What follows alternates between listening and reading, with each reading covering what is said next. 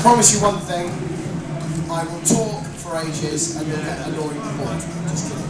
It won't last for an hour, but what I'm here for is hopefully to inspire you, motivate you, get you going into the DJ industry and just do what I class as shit stuff. There are three ways of living your life. The one at the beginning and the one at the end. The one at the beginning is really simple. It's what every single person does. It's that get out of bed, go to work, come home, get out of bed, go to work, come home, the boring stuff, alright?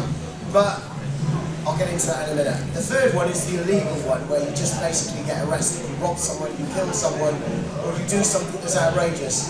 You'll get put in the newspapers, but that's not the publicity you want. The second one is where I live. I'm there 24/7, even while I'm sleeping.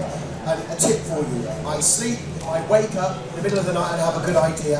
I have right by my bed a pen and paper. I write my ideas down. Because in the morning I might have forgotten about it. So please bear that in mind.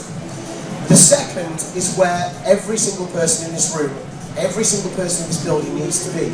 It's stretching the boundaries, moving the envelope, thinking ahead. For example, when I walk down the street, you put your right and left foot forward. Of course, that's what you do to walk. But have you ever thought maybe if you just went a different direction? We all go to the same shops, we all buy things from the same places. Go somewhere different. Number two is about difference. It's about you being unique. It's about you doing something different. Now yesterday, I went in drag all day. It was fun. I actually enjoyed it. A couple of slaps on the arse and people were commenting about my legs and whatnot. But you know what? I made money for charity. Okay, I made over £300 for charity, so it was for a good cause. But this is me pushing the envelope. What I did, every single person who had their picture taken with me had to pay some money, donation. But every single person who took their picture would have posted that on their Facebook wall. Their friends would have seen it. I asked them to tag me in it, which means it's on my wall. So I'm getting exposure, and it's cost me nothing, okay? And I had some fun. So that is me in here pushing the envelope, trying to think outside the box. Everyone here now, you should have maybe a phone, maybe take a picture, tag me in it, you know, I'll be on your Facebook page, alright, and away we go. But mainly this sort of, today, now, me here, is about DJing and about getting into the industry. Just very quickly, hands up, who is already a DJ? Okay. Everyone else, I presume, you're not DJs, but you want to be DJs. Okay, if we go back 30 or 40 years ago, it was a couple of belt-driven turntables, garage, the needles jumped, you had foul lights, you had a mirror ball. Pretty much if you had a mirror ball and some pin spots and some foul lights, you were a mother friggin' shit hot DJ, you know? If you could just about form a transition or chop one track into the other, so long as it was in key and in phrase, that was good. Even if you couldn't mix in key, you just blended two tracks. The dance floor was still happy, they would enjoy what you were doing. You were still a DJ. Today's technology and what you've got, about pushing that envelope, please try and remember that number two. Not literally. I'm going to try and be careful how I say things here. But always try and remember thinking outside the box. With today's technology and what is out there, potentially, you know, you have a client base worldwide. For example, who does live streaming? Anyone do any form of live streaming at all? Okay, you do. Well, if you do like Skype, in a way that's live streaming, okay? There are sites out there where you can do live streaming. So I'm going to touch base on that very quickly. You're at home, you're in your bedroom, you've got your turntables in front of you. You go and you do live streaming. Then there's people around the world who are watching. But let's take that the next step forward. Let's imagine there's a nightclub or there's a bar down the road and you would love to play in that bar, but you've never had the opportunity to go there and the management do not want you to go in that bar. They want to know something about you. Management have got time for no one. They don't care. What you can do, live stream, phone the manager up and say, I'm live streaming now. Send a link to him and his email, or he and she can watch you on their computer live stream. So there you go. So straight away, Gone are the days of a cassette, gone are the days of a CD and some form of promotion. Now is live streaming, is live promotion there and then. The management can ask you to play a song, you can play it. The management want to hear you talk on the microphone, see what you're like in relation to the sound. Are you in, is your talking in time with the music? Do you talk over the track? Do you talk over the voice of the track? All of these tiny facets the management will look at. Now, kit-wise, again, we go back many years. Kit was really expensive. In the early 90s, a set of 15 and Horde, good quality, would be £700 or £800. You relate that today, that's £2,000. Nowadays, you can get a set of speakers for £50 or £60. So, if you think about it, if you have got no kit at all and you want to start DJing, I would maybe recommend go with a set of CDJs, alright? Now, personally, I do not really like controllers, because every single person I've spoken to who's had a controller said at some point during the course of their set, whether it be in the bedroom or in a nightclub, something's crashed, something's gone wrong, or it's died, or this has happened, that's happened. I don't want to be in that position.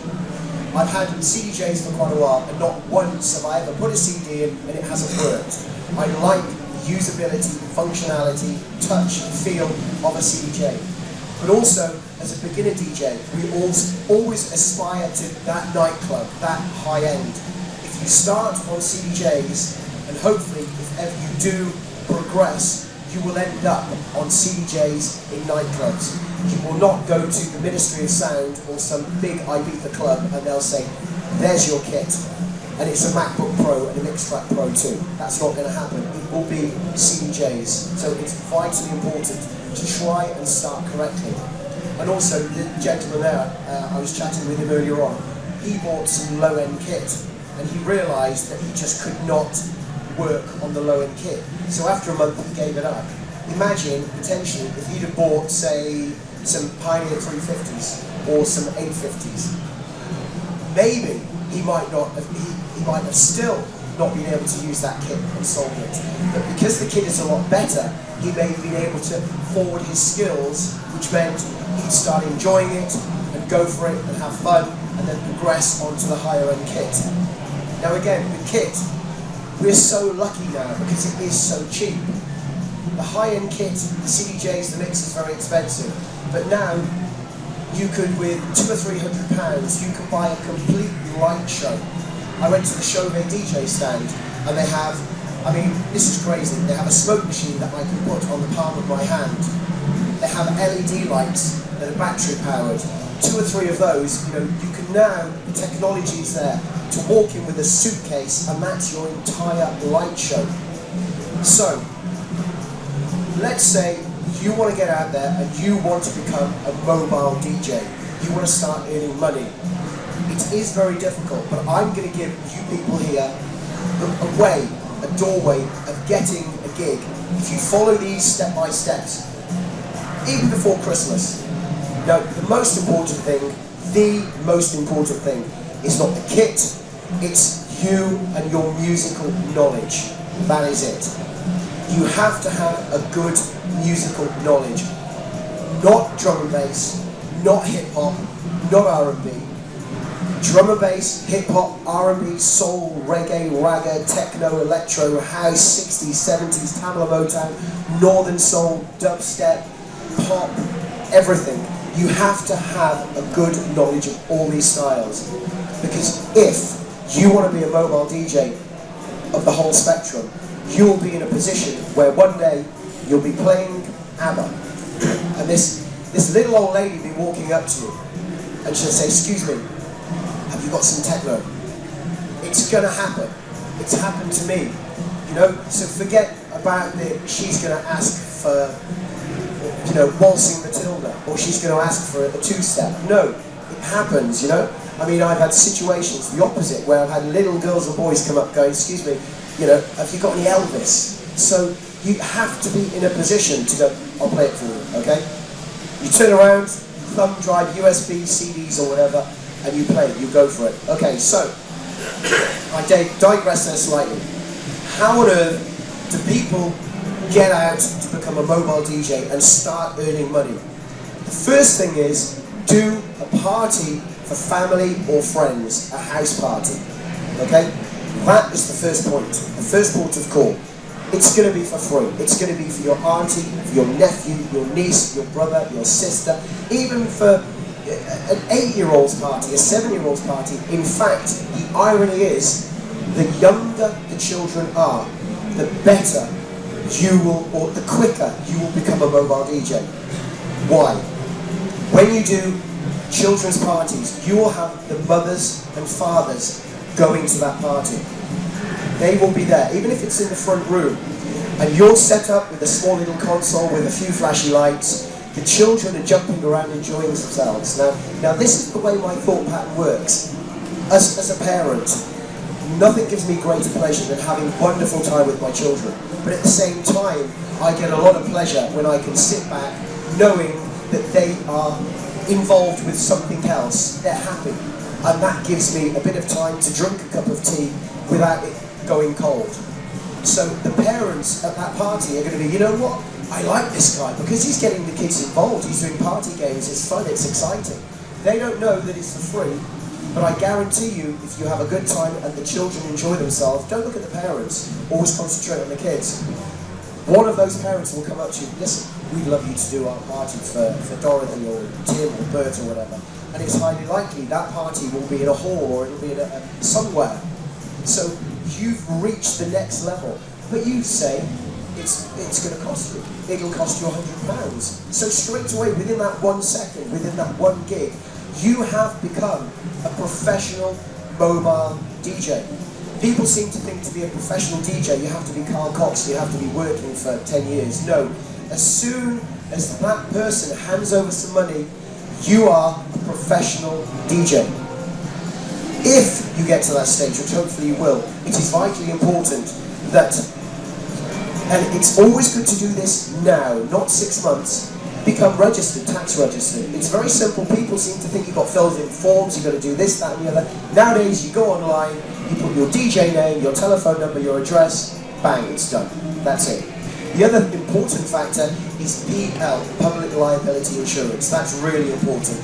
It's about £30 a year and you get covered for 10 million. So if all of a sudden Auntie Megan trips over the cable, then don't worry about it.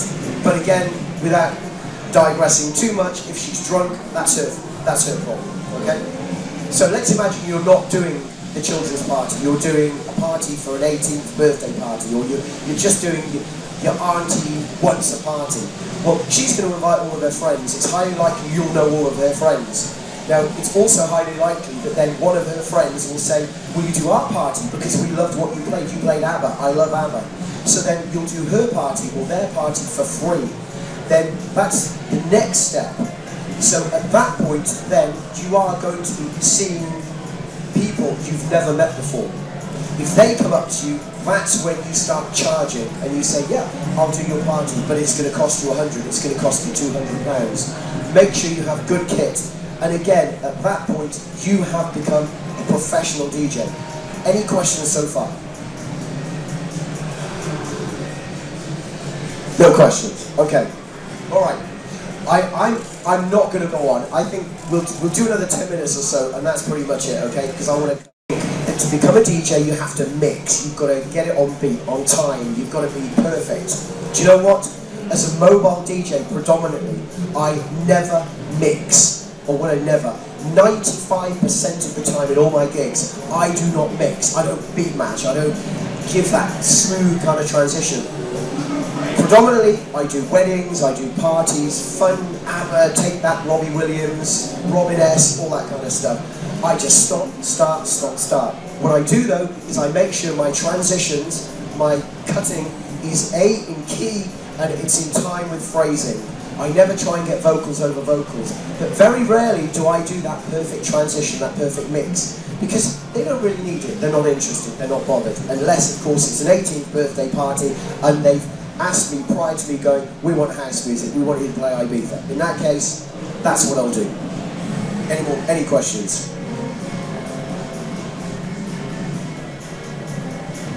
No? Alright. Last, I'm going to talk about mixing and the key of mixing. The key is the key. If you don't mix, if you cannot beat match to save your lives, and maybe in 10 years you've tried and tried, you still can't do it, it doesn't matter. If you can mix in key, then you're fine, you're good. Has anyone here been to a nightclub, a bar or somewhere, and the dance floor is full of people, and you're just at the bar drinking, and all of a sudden the DJ has dropped a wicked cut, but you know what? The dance floor leaves. Does that ever happen? Anyone? Yeah. It's because of one thing. The track he or she brought in was not in key. That is it. There's 4 ways of mixing in key. The first one is a flow, is that vibe. It's when you listen to the DJ and he or she is playing some wicked house track, and then all of a sudden there's another wicked house track. And it's like, this is the sort of the feel of the same mixed in key. That's the same flow. The next one is if you mix into a higher key. And that's when you're like, the energy comes in, that's that vibrant feel, but it's still in key. The third one is when we go down in key, it's sort of deeper, and you can, the vibe in the room changes to this almost like caveman kind of dum-dum, sort of slow feel, but they're still mixing in key. The fourth one is leave the dance floor, go away, because they're out of key, it doesn't work. A lot of DJs have said to me that when they do a transition, it's off beat. So long as it's in key, that matters immensely. So, how do you find the right key, or how do you know what key you're in? Okay, well, if I relate to sort of years ago on vinyl turntables, we didn't have the technology to have the key. You had to use your ears. Nowadays, there is one way which is free, which is a software called Recordbox from Pioneer. So what you can do, you can download that free, and I highly recommend as well, only download it from the Pioneer site. There are other places, but you know, I don't know, they may have bugs, or you may click on something that may take you to an advert, and then you end up going left, right and centre. Go to the Pioneer site, you guaranteed you will have Recordbox, and it's one click, it's there. But what Recordbox software does, it will analyse all your tracks. So long as they're tagged correctly to begin with, then you'll have track, artist, genre, BPM, style, and key. Now, keys are looked in 2 formats. You have something called the Camelot wheel, where you have A1, A2, A3, A4, and so on. Recordbox, what it does, it gives you B flat, A flat minor, C sharp, etc. Now, that's better because it's let's say it's the difference between looking at a Ferrari and looking at a Mini. The Camelot wheel gives you a rough idea. Recordbox, the proper keys, is the proper way to mix. To give you a simple way of looking at, if you want to go down the lines of the mixed in key, you can go from A1 to A1 all night, but the dance floor will probably leave because there's nothing happening. It's just this steady flow of nothingness. If you go from A1 to A2, it's a nice lift. It's that vibrant lift. If you go from A1, and A is a major key, B is a minor key. So, sorry, beg your pardon. B is the major, A is the minor key. I do apologise. So if you go from A1, from a minor key to a major key, you'll have a real uplift. Again, very quickly, digressing, if you want to keep the dance floor and fill that energy with just vibrant, happy people, keep in the major key. This is why Avicii does well, because a lot of his tracks are in the major key. A lot of dark, depressing drum and bass is all in the minor key. Okay? Alright, I mean, this is pretty much it. I haven't got any kit in front of me. I didn't want to do that because I don't want to sit here pressing buttons and knobs because it's really difficult for people to see. But the main point of this conversation here today is that every single person here has the power in themselves to do whatever they want, whenever they want. But you have to live the life in that second part. You have to be pushing that boundary, pushing it to the extent where you can't go any further, and if you do, you're going to get arrested. You know? Alright? Now, as I said, I'm going to finish off with yesterday. I was in drag, out here, having a mess around. It was great fun, okay? Now, I'll probably never do that again, but what it made me think of was this. Let's just relate to like the 70s and the 80s when there was a mirror ball and disco and turntables. I was actually thinking, you know what, potentially there could be a market out there for me to say to my client base, well, you can have a normal disco, you can have a karaoke disco, which I do, you can have a video disco, screens, the whole lot, every single track on video. But alternatively, I can turn up to your venue, event. I have Technics turntables, I have a mixer, I have a mirror ball, I have pin spots, I have fan lights. I can turn up, I can be dressed in drag, and I can do party games. I can do jelly fighting, we can throw eggs at each other. Now, it's not for everyone. It isn't at all for everyone. But for something like that that's unique and different, I say, well, my fee is £1,000. That's a lot of money. But what the client will be getting, they'll be getting a DJ who uses real vinyl, and in the deal, I'm going to be taking my old school vinyl. So you're going to be listening to Madonna, yeah, on the original 7-inch of Holiday. I'm going to be playing New Order, Blue Monday, not by a computer, but I'm going to be playing the original long version that was released in 1982, I think, you know? Now, people are going to love that, and I know they will, because 10 years ago I did a disco with vinyl. At the end of it, someone came up to me and they said, it's wonderful to hear needles jumping in there, because that doesn't happen anymore. Alright? I'm going to finish. Thank you very much, ladies and gentlemen. It's a short one, but I don't want to just go on and on and on, but just push the envelope, think outside the box, and every single person in here can be a DJ and earn money by Christmas if you really try. Thank you.